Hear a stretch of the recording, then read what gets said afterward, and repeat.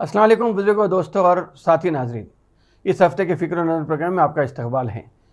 इस्लाम में जिस तरह फ़र्द के ऊपर कौम को फ़ौक़ियत दी गई है, उसी तरह मैं समझता हूँ कि आज अगर देखा गया तो हर फ़र्द अपनी कुर्सी बचाने या अपने हुक्मरानी को बचाने लगा हुआ है। अगर फ़लस्तीन के ही मसले को हम देखेंगे तो फ़लस्तीन में आज जो हालत है वो इंसानियत को रुला देने के लिए काफ़ी है और खून भरे आंसू जो कहते हैं वो बह जाना काफ़ी रह गया है। इसलिए कि फ़लस्तीन में 25% ऐसा हिस्सा है, आबादी का 25% ऐसा हिस्सा है जो आज भूखमरी में परेशान है। पीने के लिए पानी भी नहीं है और इलाज के लिए दवाखाने भी वहाँ पे नहीं हैं। और ऐसा लग रहा कि पूरी हुकूमत, पूरी दुनिया के मुसलमान और ख़ास तौर पे मुस्लिम हुक्मरान आज खामोश बैठे हुए हैं। जहाँ मुसलमान अपनी आवाज़ खोलते हैं, कम से कम ये है कि मसाजिद में दुआ ज़रूर हो रही है फ़लस्तीनियों के लिए, लेकिन हुक्मरान अभी खामोश बैठे हुए हैं अपनी कुर्सी बचाने के लिए। तो क्या हम हुक्मरानों पे भरोसा कर सकते हैं? ये एक ऐसा सवाल है जिसके लिए हर मुसलमान को, चाहे वो हिंदुस्तान का हो, पाकिस्तान का हो, कहीं का भी हो, उसे सोचना होगा या कुछ फ़िक्र अगर करता है तो फिर मालूम होगा कि सियासतदान कितने खुदगर्ज़ होते हैं और कितनी कौम की फ़िक्र करते हैं। अगर नेतन्याहू की बात करेंगे फ़लस्तीन के ऊपर, तो नेतन्याहू आप ये अंदाज़ा लगाइए कि जिस तरीक़े से उनका शिकंजा या फ़लस्तीनियों की ज़िंदगी को जिस तरह तंग करके रखा है, उसमें अगर हम देखेंगे तो वो लोग या तो ऐसा महसूस हो रहा है कि हर दिन अपनी मौत का इंतज़ार कर रहे हैं। पानी के लिए तरसाया जा रहा है, खाने के लिए तरसाया जा रहा है और खाना ऊपर से जब फेंका जाता है तो जिस तरीके से बच्चे खाने को लूट रहे थे, उनके तस्वीर अगर देखेंगे तो फिर आपके दिल भी नरम पड़ जाएंगे और आपकी दीदा नम हो जाएंगी। बहरहाल नेतन्याहू का ये कहना है कि वो जंग जारी रखेंगे और जंग रोकेंगे नहीं। रमज़ान आ रहा है तो रमज़ान को देखकर भी ये एक ऐसे इस किस्म के बयानात दिए जा रहे हैं। मगर अमेरिका ने नेतन्याहू को या इसराइल को ये इस बात से चौकन्ना किया है कि अगर आप रफ़ा में जाके हमला करते हैं तो फिर यहाँ पे खून रेज़ी हो सकती है या ऐसी जंग की शुरुआत हो सकती है जो कभी रुक नहीं सकती। इसके बावजूद भी नेतन्याहू अपनी ज़िद पर आगे बढ़ते चले जा रहे हैं। अगर हम फ़लस्तीन की ही बात करेंगे तो उसमें यह है कि 5,76,000 ये ऑफिशियल सरकारी एदाद व शुमार है, जिसमें यह कहा गया है कि 5,76,000 फ़लस्तीन आज खाने के लिए परेशान है या फ़मीन के लिए परेशान है, जहाँ पे खेती बाड़ी पूरी तबाह बर्बाद कर दी गई। 25% फ़लस्तीनी आबादी का जो है वो ऐसे मसाइल से घिरा हुआ है कि उनके लिए हर चीज़ की परेशानी हो रही है। हर 6 बच्चों में एक बच्चा 2 साल से कम उम्र का बच्चा आज फ़लस्तीन में काफ़ी हद तक परेशान है, जिनके लिए या तो दूध का प्रॉब्लम है, पानी का प्रॉब्लम है और ऐसे 23 लाख लोग हैं जो ज़िंदा रहने के लिए खाने की तलाश में रह रहे हैं। अगर यहीं पे एक छोटा नुक्ता ये बोल दूंगा कि हैदराबाद में अगर देखेंगे तो जिस तरह वाफिर मकदार में खाना फराहम किया जा रहा है शादियों में, उसको खाते वक्त भी अगर हम ये सोच लेंगे कि हमारा पड़ोसी आजू बाजू बगल में रहने वाला गरीब कैसा रह रहा, तो मैं समझता हूँ कि यही काफ़ी है हमारी इंसानियत को झिंझोड़ने के लिए। बहरहाल फिर फ़लस्तीन के ऊपर ही बात करूँगा। फ़लस्तीन में यह है कि अब तक 5 महीनों में 30,000 लोग अब शहीद हो चुके हैं और पानी, खाना और मेडिकल सिस्टम ना होने की वजह से लोग वहाँ पे रोज़ाना तकलीफ़ के आलम में अपनी ज़िंदगी गुजार रहे हैं। फ़लस्तीन के बाजू ही अगर हम यूरोप को चले जाएंगे तो वहाँ यूरोप में यूक्रेन और रशिया की जंग ऐसी चल रही है, चाहे वो कम हो गई है या अखबार के सुर्खियों में नहीं आ रही, लेकिन वहाँ पर भी ये कॉन्फ्लिक्ट चलते जा रही है। अमेरिका के इलेक्शन भी आ रहे हैं। ये एक अंदाज़ा लगाया जा रहा है कि वहाँ पे जो बाइडेन खुदाफिज हो जाएंगे और ट्रंप वहाँ पे वापस आने वाले हैं। और अगर ट्रंप वापस आते हैं तो ये भी कहा जा रहा है कि ट्रंप पहले अमेरिका के जो फ़ौजी वहाँ पे हैं यूक्रेन में, या जिस तरीके की मदद यूक्रेन को अमेरिका पहुँचा रहा है, उससे वो दस्तबरदारी इख्तियार कर लेंगे। अगर अमेरिका की मदद यूक्रेन को नहीं मिलती है तो फिर रूस का शिकंजा यूक्रेन पर टाइट हो जाएगा। तो वहाँ पे एक नया मसला खड़ा होने चले जा रहा है। और इधर नॉर्थ और साउथ कोरिया में जो सर्द जंग चल रही है, दोनों एक दूसरे से जो नफ़रत करते हैं, उसमें नॉर्थ कोरिया ने एक पानी में अपना अटैक शुरू किया है, जिसकी वजह से वो टेस्ट करने में वो कामयाब हो गए हैं। उससे नॉर्थ और साउथ कोरिया के बीच में फिर वहाँ पे एक प्रॉब्लम होने के आसार है। बहरहाल ऐसा लग रहा कि दुनिया आहिस्ता आहिस्ता जंग के तरफ ढकेली जा रही है। और हिंदुस्तान में जो है, हिंदुस्तान में सियासत अपनी जगह है, लेकिन पहले गरीबी और अमीरी की बात अगर हम करेंगे तो हिंदुस्तान के 8,723 गांव में और 6,115 शहरों में 2,61,000 घरों का सर्वे किया गया है। और नीति आयोग ये कहता है कि हिंदुस्तान में गुर्बत ख़त्म होने के दहाने पे है। 11% 12% का असल निशाना है, लेकिन नीति आयोग ये कहता है कि 5% से भी कम गरीब लोग अब हिंदुस्तान में रह गए हैं।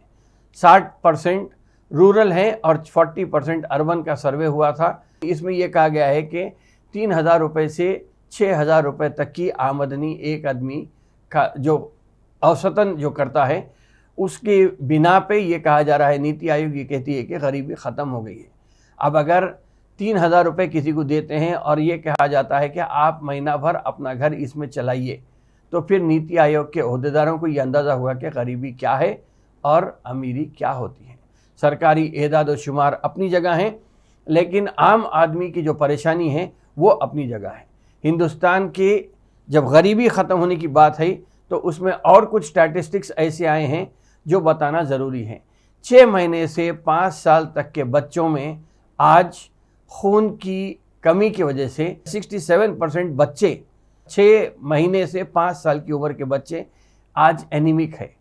और अगर ख़वातीन की बात करेंगे तो 15 साल से 49 साल या 50 साल समझिए, 15 साल से 50 साल तक की ख़वातीन में 57% ख़वातीन एनीमिक हैं, जिनको खून की कमी होती है। अब खाना कम खाने की वजह से खून कम होता है, ये बात अलग है, लेकिन 5 साल से कम की उम्र के बच्चे आज हिंदुस्तान में जो हैं उसमें 35% ऐसे बच्चे हैं, या हर 100 में 35 बच्चे ऐसे हैं जिनका कद कम होते चले जा रहा है, या जिस उम्र के हिसाब से जितना होना चाहिए वो नहीं होके कम होते चले जा रहा है। ये ऐसे हालात हैं जो हिंदुस्तान की बिल्कुल आईना दिखाने के लिए काफ़ी हैं। लेकिन नीति आयोग ये कहता है कि अभी हालात सब बेहतर हैं, गरीबी ख़त्म होते जा रही है। सियासी बात पर भी मैं करूँगा, लेकिन ये बात ज़रूर कहूँगा कि मुसलमान में जो अच्छे खासे पैसे वाले हैं वो एक 15% तक ऐसे मुसलमान हैं जिसके पास काफ़ी पैसा जमा है या रकम रखी हुई हैं, उनके इन्वेस्टमेंट्स हैं, उनके ज़ाती घर हैं। ऐसे 15 से 20% मैक्सिमम लोग ऐसे हैं। 40 से 45% ऐसे लोग हैं जिनका शुमार तो मिडिल क्लास में होता है सरकारी एदाद व शुमार के हिसाब से, लेकिन उनके पास या तो घर ज़ाती नहीं है या आमदनी उतनी नहीं है। तो ऐसे 40 से 45% है।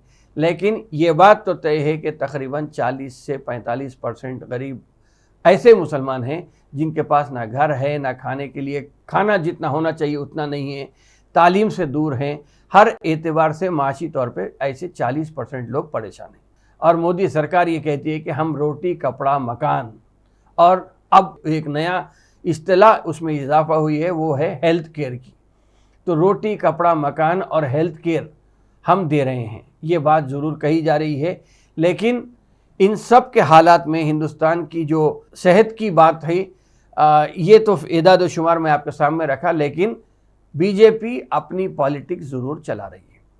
चाहे कुछ हो जाओ, 2024 में फिर से सरकार में आना है, तो बीजेपी लगी हुई है कि कहीं हिमाचल प्रदेश की हुकूमत गिराने पे लगी हुई है, तो कहीं ऐसा लग रहा है कि आसाम में 90 साल या 89 साल मुस्लिम क़ानून जो था शादी का, उसको ख़त्म करने पे लगी हुई है। वहाँ पर भी फिर मजहबी मुनाफरत फैलाने की एक कोशिश हो रही है। इसमें अगर हम बात करेंगे तो एक चीज़ सबसे अच्छी हो रही है, वो ये है कि अब बीजेपी का नाम कोई नहीं ले रहा। सब बात ये कह रहा कि मोदी की गारंटी, मतलब मोदी साहब बीजेपी से बड़े हो गए हैं और बीजेपी छोटी हो गई है। मगर ये बात भी याद रखना चाहिए कि जब ऑर्गेनाइजेशन से जब आदमी बढ़ जाता है तो फिर उसको कहीं ना कहीं ख़तरा भी लाहक होता है। जब ये बात आई थी किसी भी हाथ में, गांधी जी का मामला ले लीजिए या नाथूराम गोडसे का मामला ले लीजिए, तो कहीं ना कहीं एक ख़तरा ज़रूर होता है। लेकिन अब ऐसा लग रहा है कि बीजेपी में शायद अंदर से कोई एक आवाज़ उठेगी और ये काउंटर करेगी कि बीजेपी बड़ी है और मोदी साहब छोटे हैं। मगर अभी तो फिलवक़्त नफ़रत की पॉलिटिक्स चल रही है, और नफ़रत की पॉलिटिक्स में ऐसा लग रहा कि चाहे वो आसाम में मुसलमानों के शादी का कानून हो, जिसे 2010 में तब्दील भी किया गया था, जो 1935 का कानून था, वो ये था कि अगर शादी होती है या तलाक होती है तो रज़ाकाराना तौर पे आप इसका इंदराज किया जाए। 2010 में इसमें तरमीम की गई और ये कहा गया कि अब जो भी होता है वो रज़ाकाराना तौर पे नहीं, वो कंपलसरी होना चाहिए। लेकिन अब उसे ख़त्म करने की भी बात आ रही है। बहरहाल हिमाचल प्रदेश हो या मध्य प्रदेश हो या फिर आसाम हो या बंगाल हो, बहरहाल हर किस्म से जो अपनी परेशानी है उसको छुपाने के लिए, हर अपने पोशीदा मर्ज़ को छुपाने की एक कोशिश हो रही है बीजेपी की तरफ से, जो कहीं ना कहीं उनको तकलीफ़ देते हुए नज़र आ रही है। इसीलिए मोदी की गारंटी की जो बात आ रही है उसमें यही बात आ रही है कि अब तक था बाबरी मस्जिद, अब आ गया ज्ञानवापी, इसके बाद आ जाएगा मथुरा, काशी और मथुरा की बात आ जाएंगी। बहरहाल मजहबी मुनाफरत फैला के 2024 को जीतने की एक कोशिश हो रही है। 2024 में हमारे को ये करना है कि हम सिवाय मुंह से बोलने के अगर हम अमल करें, अगर हम बाहर निकलें, बाहर निकल के अपनी ताकत का मुजाहरा, और ये भी होता है कि शहरी हुदूद में लोग निकल के वोट का इस्तेमाल नहीं करते हैं। शहरी हुदूद के अलावा अगर हम बात करेंगे तो जो रिज़र्व सीट्स होते हैं, जो SC ST के रिज़र्व सीट्स होते हैं, वहाँ पर भी हर एक आदमी अगर निकल के अपने वोट का सही इस्तेमाल, मैं ये नहीं कहूँगा कि कहाँ इस्तेमाल करना है, आप सब अक्लमंद हैं, आप अंदाज़ा लगा सकते हैं कि आपका वोट कहाँ पर जाना है।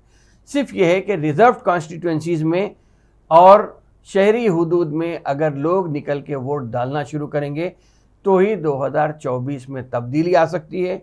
और अच्छी तब्दीली के लिए मैं समझता हूँ कि पूरे अगर 30% बीजेपी को वोट मिल रहा है तो अगर वो 30% निकाल देंगे तो 100 करोड़ हिंदुस्तानियों के लिए अच्छे दिन आ सकते हैं।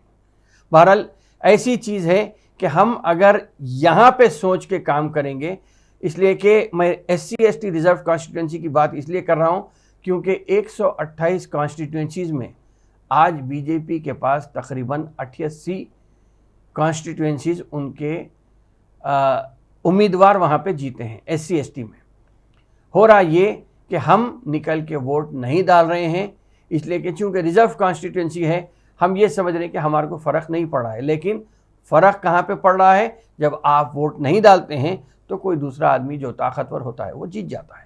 अगर हम निकल के वोट डालेंगे तो वहाँ पर भी एक तब्दीली आ सकती है, और वहाँ पे तब्दीली आना बहुत ज़रूरी है। अगर हम तेलंगाना की ही बात करेंगे तो आप देख लीजिए कि आदिलाबाद का जो कॉन्स्टिट्यूंसी है वो ST रिजर्व्ड है। हम निकल के वोट नहीं डाले, वहाँ पे 2 लाख लोग होने के बावजूद भी हम वोट नहीं डाले, इसीलिए वहाँ पे हो गया ये कि बीजेपी जीत गई है। तो बहरहाल अब ये है कि हम अपनी जिम्मेदारी समझ के अगर आगे बढ़ते हैं, वोट डालते हैं, तो हम हमारे पसंदीदा उम्मीदवार को जिता सकते हैं। और हमारा पसंदीदा उम्मीदवार अगर जीतता है तो यकीनन हमारे अच्छे दिन आ सकते हैं। बहरहाल ऐसी चीज़ है कि इसके लिए अभी से तैयारी करना है, इसलिए कि 1 महीना रह गया है, मार्च का महीना। मार्च के महीने में रमज़ान भी आ रहा है। रमज़ान के लिए हम हमारी तैयारी में मसरूफ़ हो जाएंगे, लेकिन इलेक्शन जब अप्रैल में होने वाला है, अभी से अगर हम ज़हनी तौर पर तैयार होंगे, माशरे को लेके साथ अगर हम करेंगे, तो फिर मैं समझता हूँ कि हम हमारा वोट परसेंटेज बढ़ा सकते हैं और अच्छे दिन के तरफ हम तेज़ी के साथ गामज़न हो सकते हैं।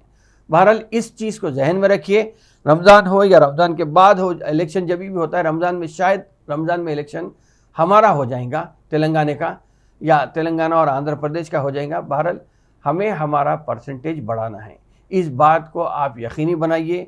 रमज़ान में मुलाकातें और मेल जोल ज़्यादा बढ़ जाता है, चाहे वो इफ्तार के टाइम पे हो, रमज़ान में नमाज के टाइम पे हो, जहाँ कहीं भी होता है वहाँ पे अगर हम ये बात को आम करें कि भाई इस मर्तबा वोट डालना ज़रूरी है, तो ही मैं समझता हूँ कि हम 17 सीट यकीनन तेलंगाना में हैं, लेकिन अगर 17 सीट में ज़्यादा से ज़्यादा सीट अगर हम हमारे पसंदीदा उम्मीदवार को जिताते हैं तो फिर हम मरकज़ में भी एक अच्छा रोल प्ले कर सकते हैं। बहरहाल इन चंद बातों के साथ मैं अपनी बात को यहीं पे ख़त्म करता हूँ। इंशाअल्लाह ताला आइंदा हफ्ते फिर मुलाकात होगी, फिर बात होगी।